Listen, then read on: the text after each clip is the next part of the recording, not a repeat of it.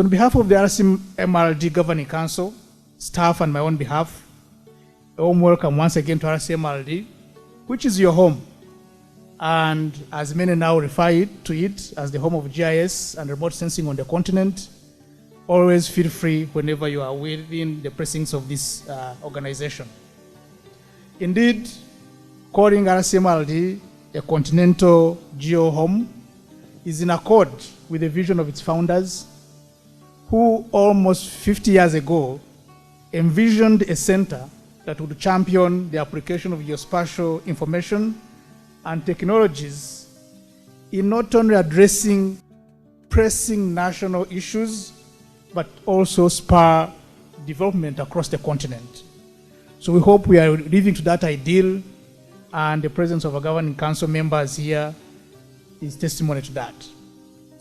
It is in line with that vision that the center, together with our esteemed partners, many of whom are here today, that the center has continued to provide services, tools, data, and information derived from Earth observations and allied ICT technologies to support decision-making in various areas such as agriculture and food security, weather and climate, water resources management, disaster management, land use and ecosystems, land information management, to mention just but a few.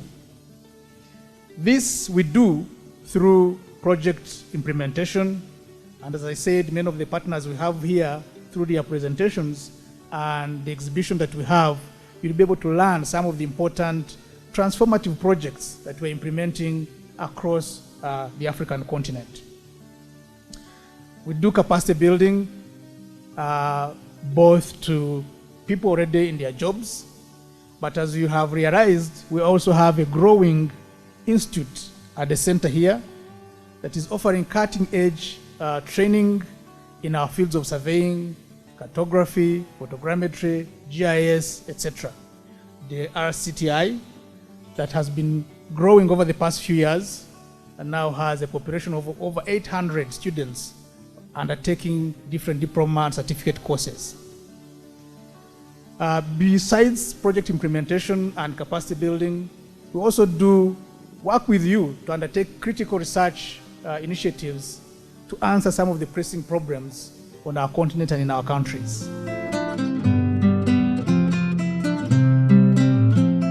The focus on resiliency and the incredible challenge that we're all facing in this changing world.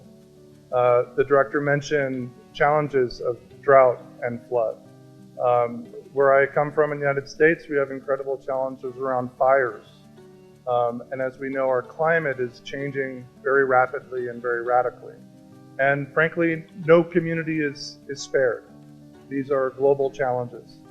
So as we face these global challenges, how can we prepare? How can we work towards this concept of resiliency? How can we find a sustainable future? And as you have all in your own paths come to this concept of remote sensing, of GIS, of geography-based systems, I would suggest that this is a critical technology. This is a fundamental technology for the future of humanity, for the well-being of biodiversity on this planet, for the systems that sustain all of us. Fire Aviation is a wholly owned subsidiary of Kenya Airways PLC. Our mandate is in application of technology, emerging aviation technologies, advanced aviation technologies that will contribute to transforming African communities. So our mission is transforming African communities through sustainable technologies. Ladies and gentlemen, I hope you now see where our vision with RCMRD gets points of convergence. At Fahari Aviation, we offer services in aerial mapping, in photogrammetry, in GIS, in cartography, but mostly through use of technology. So what we do is we have the emerging technology of drones, that fortunately for us in Kenya here has received approval in terms of regulations for use of civilian drones. So at Fahari Aviation, a company that was formed actually in 2020 at the height of the pandemic, we took drone technology as our first technology of implementation. And now we have services in surveillance, we have services in inspections, we have services in agriculture, conservation, and all aspects that RCTI offers in terms of training. It is our endeavor, as the DG has mentioned, to continue the partnership with RCMRD towards embedding drone technology in all aspects of the regional center. Digital technologies such as geospatial and Earth observation technologies are key drivers of sustainable development and economic growth in developing countries such as Kenya. These technologies cut across decision-making support, land and soil suitability and capability analysis, resource allocation, land use planning, revenue collection, and early warning systems for mitigation of disasters and risks, identifying and monitoring natural resource use, and propose adequate information for policy-related solutions. Now, that statement is a little loaded, but in a nutshell, with proper data collection, analysis, proper technology, like the one that is being promoted on the geospatial and Earth observations, you are able to make the right decisions about a number of things. But most importantly for us that are in the food and nutrition security sector, you will be able to make decisions that are going to go a long way in supporting to address the issues of food and nutrition security. Sometimes in the developing world, mostly, we make decisions that probably are not backed by data. They are not backed by, the precision that you require. What happens at the end of the day? Sometimes you throw resources into wrong places just because you didn't have the right information. And therefore, technologies like this would be good because they will help in the decision making, and therefore will be so targeted when we do our business of food and nutrition security. This partnership between Digital Earth Africa and RCMRD is really focused on building and the provision of skills and expertise that is needed for the use of satellite data in Africa. And I think on behalf of Digital Earth Africa, to indicate as well that moving forward, we do appreciate the partnership, and our model is premised on our delivery model on collaborating with implementing partners. Digital Earth Africa was made possible by Australian innovation using the Open Data Cube that is internationally recognized as a game changer for the use of satellite information to address sustainable development challenges. I stand here today and proud to say now Digital Earth Africa, depending on your orientation, I usually say by Africa for Africa, and I know the team will say for Africa by Africa. Digital Earth Africa is now led in Africa with a team in Africa. We offer an operational data infrastructure making current and historical analysis-ready satellite data freely available and openly accessible for the entire continent. So as I stand here today and elevate the role of Earth observation and the power of translating satellite images into useful decision-making ready information. One cannot overemphasize that our challenges as the continent are similar regardless of where in Africa you are placed. We talk of sustainable development goals. Food security is number one challenge across all the countries in the continent. From sustainably managing the environment and mitigating climate change to developing resources and unleashing agricultural potential, Africa must overcome a number of challenges to meet the needs of its fast-growing population. And this power of collaboration will ensure that we continue to strengthen our capacity building. We make the difference in the respective local and regional areas as well. In fact, such collaborations offer opportunities for countries across the continent to engage and leverage the power that we have, with our natural resources, as Africa, as the continent. And to date, RCMRD remains a very active and engaged implementing partner, and our commitment to a long-held successful relationship is one that we look forward to nurturing for many years to come. Thank you for welcoming us, DG, Dr. Nkurunziza, and we are, on behalf of Digital Earth Africa, we are looking forward to the next 3 days. We're looking forward to engagements, to learnings, and most importantly, capitalizing on the power of collaborations. In my language, I will say, ngiyabonga kakhulu, asante sana. It gives me great pleasure to stand before you to give a few remarks from IUCN on behalf of my director, Luther Anukur, who couldn't join us today. But this is sort of a symbol of our long-standing commitment to the partnership that we have with IUCN, with RCMRD, and other related partners in this meeting today. So just briefly, IUCN is one of the largest conservation organizations in the world.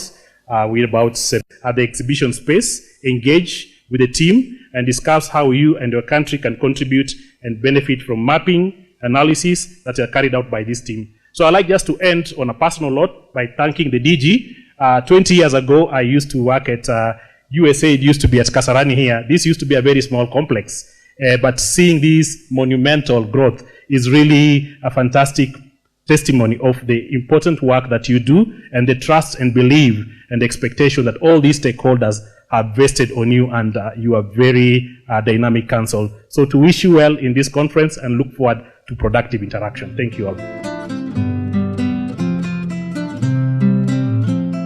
For this fifth session of the RCMRD International Conference, and I wish to convey the greetings of the Executive Secretary of the United Nations Economic Commission for Africa.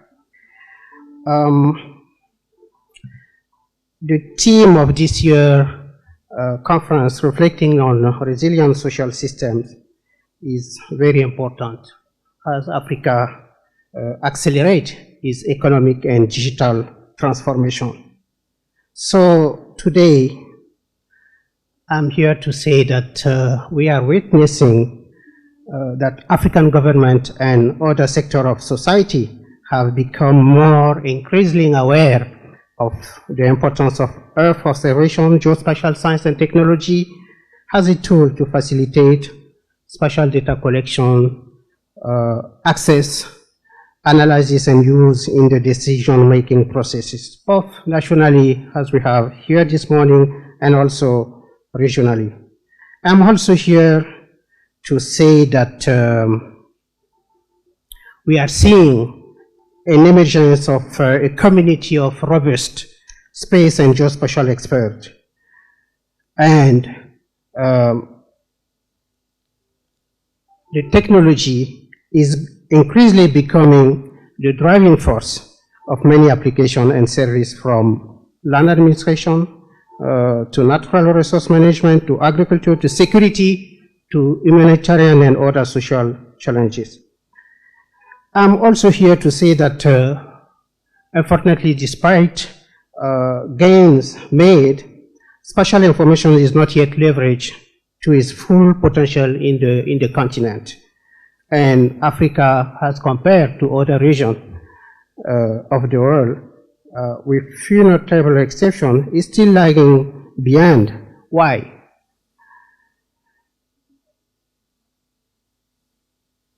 I want us to take the opportunity of this important conference and openly ask ourselves and discuss on what do we see as the main gap and challenge for the uptake of Earth observation technology by African countries, and what deserve priority attention. What are, from our perspective, some of the key elements about the importance of Earth observation technology for enhancing policy decision by African nations, for purpose in management of our lands, place, and prosperity we want? What type of quick win do we see to stimulate the usage of geospatial science and technology, Earth observation, for our society and for the management of its resources? What? Why geospatial science and technology is not well introduced into the working environment of African countries? Is there any data issues, any capacity issues? What? I have no doubt that Rcmrd and its related initiatives and programs, such as this conference, can help us respond to these queries. As we have seen from previous speakers that for the last 50 years, Rcmrd is contributing to heighten national spatial information frameworks and structure for delivering inclusive and holistic information for our society, and empowering our community to do as much as possible by themselves. This is, by the way, this is also the geospatial vision of the Economic Commission for Africa. At ECA, we have started building with member states and with the support of the United Nations Global Geospatial Information Management, what we call Integrated Geospatial Information Framework. This new paradigm has the assumption that, yes, we can advance holistic policy and strategy through a coordinated approach of cooperative management of geospatial information. Yes, again, we can build purpose-oriented data set, structured and comprehensive data foundation that will be consistent, comparable, and compatible at the local, national, and regional level. We are the regional arm of the United Nations in the African continent, and we have been supporting the development of mapping, cartography, national spatial data infrastructure, integrated geospatial frameworks in the continent for the last 50 years. And let me also say, for those who don't know, that the Rcmrd has been created under the auspice of the ECA in the 1975. And the shield has grown and has even become more bigger than the father. And as a father, we are very proud of that. We are proud of seeing how the representative of USAN has said it in the right manner, as Rcmrd has grown to become something that we all today must be proud of. So let me take the opportunity and ask all of you to give a round of applause to the staff of Rcmrd, those who have been here in the past and laid the foundations. And I would like to acknowledge and recognize the former director of Rcmrd, Dr. Farah Hussein, the current staff of Rcmrd with the ongoing director, Dr. Emmanuel Kurunziza, and also we should recognize those who will be coming in the future. You all young people who are at the gate to come in. So give ourselves a round of applause. We should be proud today. Thank you very much. About the history of Passport, because next year we will have 70 years old. So since 1953, we founded as an aerial photogrammetry company. And maybe probably 1980s, we come here for the JICA project, Kenya Survey Authority Assistance Project. And we bring our experience and technology to share with the Kenya Survey Authority at that time. And after the 21st century, we come here through the various kind of JICA project. We do all over the African countries with such kind of forestry project and surveying project, and we have various experience. And we have shared the geospatial technology and data processing technology. And recent decade, so we proceeded to more another industry area, that is the satellite data technology. Yes. So why I come here is to introduce the satellite, Japanese satellite, newly launched, will be launched next 6 months, within 6 months. The name is L3. And nowadays, AI technology is very available for the geospatial industry area. So we have facilitate and very effective way to process the Japanese various kind of project to apply with AI technology. So, but however, what is AI technology? Is that deep learning or the machine learning? No, there are various prospects of the AI. So, but however, the user and the site people, site engineer should know the AI, what is the AI technology, and what is the tips on how to use it, how to use more effective way to apply with the actual phenomena on the site. My remarks will focus on 3 keywords in this year's theme, that is services, resilience, and social systems. Starting with the social aspects, the conference looked at social issues at individual, family, community, and societal levels. We are all aware of the humanizing effects of the devastating flooding in Pakistan, drought in the Horn of Africa, and tornadoes in the USA. To achieve resilience against such vulnerabilities, it's important that our planning and decision-making processes adopt evidence-based planning. A key question therefore is, how can Earth observation and geospatial technology support planning and implementation of robust and resilient social systems? On services, we are living in an information explosion age where data and information sharing is much more open thanks to the internet and the whole array of technologies collecting data about our planet. But to be useful, data must be translated into information that helps to solve problems. Therefore, I do hope that RIC 2022 will also provide a platform for innovative ways to translate data from satellites and other sources to products that solve societal challenges and problems. Finally, ladies and gentlemen, let's strive to build our capacity, commit to social action, and foster strategic partnerships and innovation to address the societal challenges we are facing. I now declare RIC 2022 officially open.